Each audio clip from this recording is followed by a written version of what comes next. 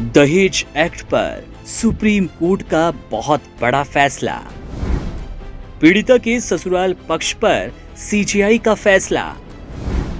महिला आईपीएस अधिकारी का केस बना फैसले की नींव।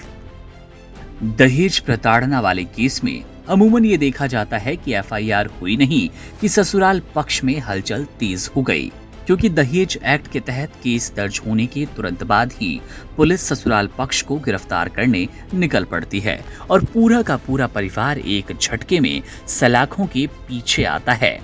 इस मामले में सुप्रीम कोर्ट में सीजीआई बीआर गवई ने एक बहुत बड़ा फैसला सुनाया।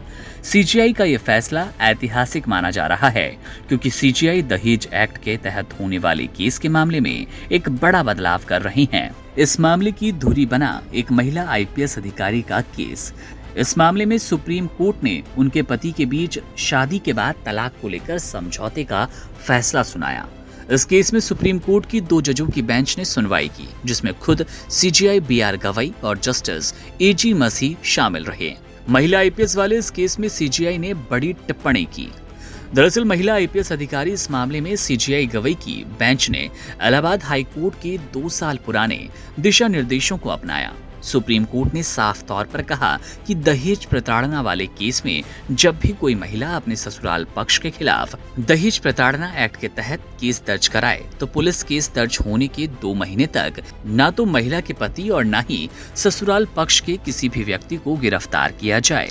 जाहिर है कि सुप्रीम कोर्ट के चीफ जस्टिस गवई की बेंच का ये फैसला एक नजीर बनेगा। इसके साथ ही उन मामलों में कारगर भी होगा जिनमें महिलाएं दहेज प्रताड़ना एक्ट का गलत फायदा उठाती हैं और महज सबक सिखाने या फिर अपने पति या ससुराल पक्ष के खिलाफ गुस्सा उतारने के मकसद से दहेज प्रताड़ना का केस करवाती है, जिसके बाद ससुराल वालों को अपना पक्ष रखने का जरा भी मौका नहीं मिलता।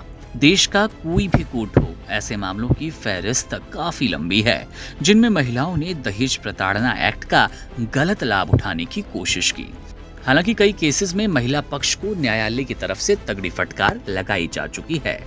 वहीं जहां तक इस केस की बात है, इस केस में सीजीआई गवई और जस्टिस एजी मसीह की बेंच ने 2022 बैच की आईपीएस अधिकारी के केस में अपना फैसला सुनाया।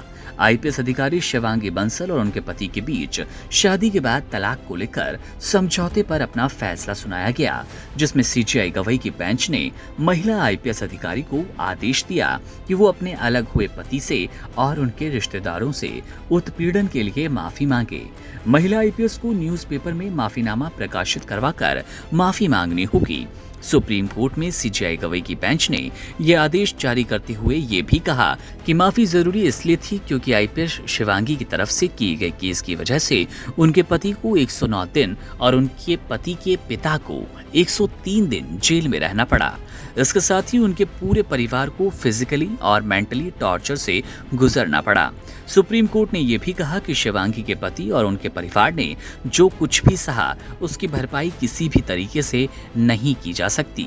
सीजीआई गवई के इस ऐतिहासिक फैसले पर आपकी क्या राय है, कमेंट सेक्शन में जरूर बताएं। Subscribe to One India and never miss an update. Download the One India app now.